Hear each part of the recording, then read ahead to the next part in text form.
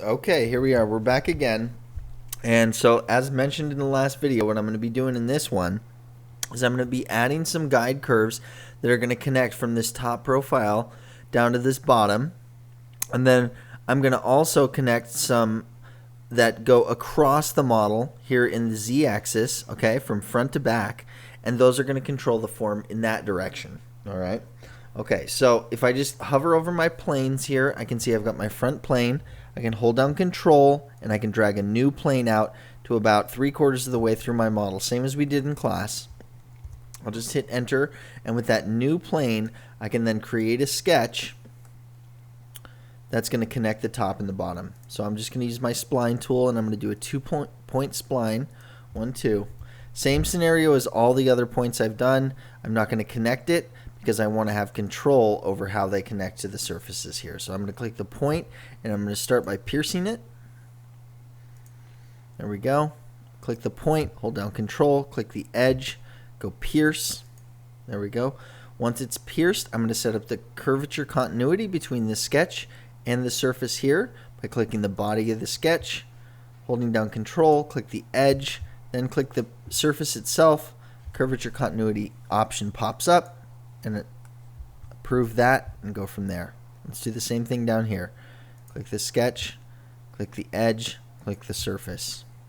If it doesn't work, try it again. Click the sketch, click the edge, click the surface. There she is. Okay? Alright, so you can see what that does. That thing's ready to go now. It's good to go. And so we're going to call it. I'll exit out of this sketch, and then I'll go from here. Okay? Alright, perfect. So I'm going to hide that plane because that's done now. So there we go. Alright, now in our classroom discussion, what we talked about was we went off the top plane, we put another plane about halfway up here, and then we did a curve that went from here to here. This time what we're going to do is we're going to do a curve that's going to define this form kind of through the middle, and it's going to go from here all the way over to there. So I'm going to go here to my top plane. I'm going to hold down Control, drag a new plane up. If I need to, I'll just give a spin around to see where that plane sits. And if I need to adjust it up or down, I can always grab this arrow. Usually that should work. If it doesn't, I can go over here, and I've got an actual numerical number that I can turn up or down. Let's set it to 20. Just drop it down a little bit. I think that looks about good right there. All right, approve that. Now I'm going to right click on that plane, and I'm going to create a sketch. I'm going to look normal to, grab my spline. Same as always, a 2-point spline. Click once, click twice, hit escape to drop the tool. Once that spline's sitting where you want it to be, I'm going to attach the ends to the edge of the construction surface with a pierce command. That's 1. Let's do this side. 2. And then I'm going to set up that curvature continuity, same as I've done with all my other curves. Click the body of the curve, hold down Control, click the edge, click the surface. Curvature continuity pops up, hit that button, the curve adjusts. Good. Let's do this side. Body of the curve, Control, edge, surface. Continuity achieved. Let's look normal too. Alright, there we go. Alright, and so you can see what we've got set up here. Okay? Alright, so next thing we're going to do is we're going to actually run the surface fill and see if this thing works. Okay, so let's go turn on surface fill.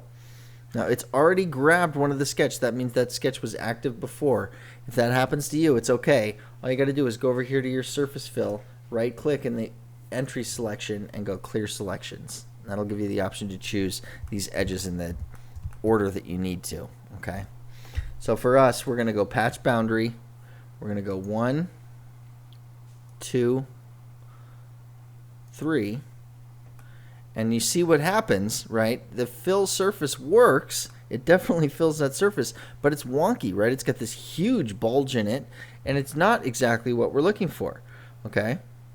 So I actually just want to turn off a bunch of these preview features in here so we can kind of see what we're about to do. Right now we've got preview mesh turned on. I'm going to turn that on.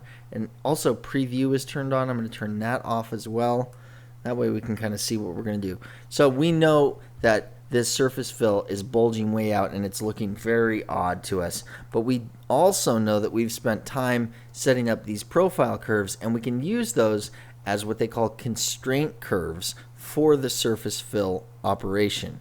And if you look right here, over here in our property manager, it may be unfolded or like this. The constraint curves option is available to us, okay? So if I turn on my previews again and kind of take a look at what we've got, we got this nasty bulging surface, but using these profile curves as constraint curves, it should pull our surface right into shape and give us the opportunity to have full control over what this surface fill is doing. Okay, so I'm going to click in constraint curves, and I'm just going to add these constraint curves to the mix. Okay, 1 and 2. And there you go. Okay. Now we've still got a little bit of a bulge here, and that probably means that it has something to do with the edge conditions of our surface fill. We talked a lot about this in class, and similar to boundary surface, the surface fill operation does require that you set up a customized surface condition for each one of these three curve points. Okay, so here we've got edge 1, and when you click on edge 1, it highlights the edge. And then you've got this drop down here. You can change it from contact, which just means touching. You can go tangent or curvature. We're going to go curvature. There we go. Edge 2, it highlights. That's this edge here. We're going to set that to curvature also. There we go. And then edge 3 will do the same. Voila. All right. And now it's starting to look really good. You see that the bulging has gone away. The constraint curves are doing their job. They're holding that surface down where it needs to be. And I think we're ready to approve this. So I'll go to my green checkbox and I'll approve that. And voila, there she is. Our surface fill in all of its glory. Now I've got a bunch of stuff showing that I don't need to, so let me get rid of that. I've got this plane here. I can hide that. And then each one of these surface extrudes that I used to start this whole process are showing as well. I can just right click on these and hide them from my design tree.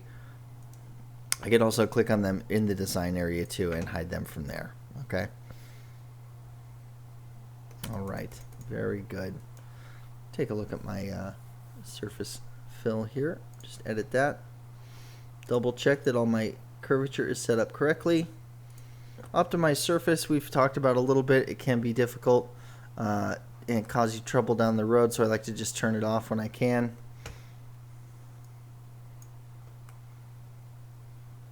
Resolution control can sometimes cause you issues as well. I like to always just max it out and then turn it off and see how it goes. All right, so that's going to be that. There we go. And we've now successfully created this surface that we need to. So let's mirror it across and see if it's going to work. Let's go mirror. We're going to mirror across the right plane. Right, that's the plane that's sitting right in between our model. That's the benefit, again, of building off of the origin, is that you have access to your main stock planes that you can mirror across. So right plane, bodies to mirror is going to be the surface fill, just like that. There we go. There's an option here to knit surfaces. We might as well turn that on. And then we'll just green checkbox, and we'll take a look at our work. It's looking pretty good. As we know, the big test is the Evaluate tab up here under Zebra Stripes. And look at that. When we turn our Zebra Stripes on, we have absolute curvature continuity between the two surfaces. I'm still noticing a little bit of a hiccup here, and that's probably has something to do with the profile curves that we've created. I'm sure just a little bit of adjustment will help that out. But what we're really paying attention to here is these black and white lines and how they transition across this center line. And as you can see, it looks pretty slick. So just to make myself feel better, I'm going to go ahead and do another mirror and just mirror this entire thing across the top plane. And I'm going to make sure to click the Knit Surfaces command as well. And like I've mentioned a couple times, you can either choose the surface bodies that you want to mirror here in the design area by just clicking on the model itself, or you can go from the design tree over here. Either one works. It's just whatever your preference is. Or also depends on how complicated your model is too. If you have a really tricky model where it's hard to get to stuff, sometimes using the design tree can help. Okay, so let's approve that and take a look at what we get. And I'm just going to zoom in here a little bit.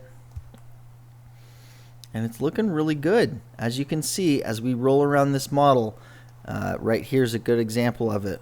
Our zebra stripes are flowing very smoothly across the surface. We have no hiccup. Right here at this four-way connection, if I zoom right in on that, even if I zoom all the way in on that, you can see that we've got a very smooth transition between all four of those surfaces. And with zebra stripes, we can flip them to be either horizontal or vertical. You can see that either way works really, really well. It's no big deal. I'd say this is a total success. Okay, and just to recap, the whole thing that we've done here is setting up these surface extrudes to start, and then creating curvature continuity between our guide curves to those surfaces, not to the curves, but to the surfaces themselves. That was really the thing that kind of set us up for success in the end. Okay, so a very similar set of curves from what we talked about in class, but with a much more successful result. Okay, and it all has to do with the relations that you add to those curves, and those relations can't be built unless you have a good solid set of construction surfaces available. Okay, all right, so try this yourself and report back. I hope that you have as much success as I've had, and thank you so much for watching. Later in next videos, we're going to solidify this entire thing so that we can then build off of it. As I mentioned in class, this is a very good example of kind of like the very end of a toothbrush design. Our goal is to get to our toothbrush design, which is coming up sooner than later.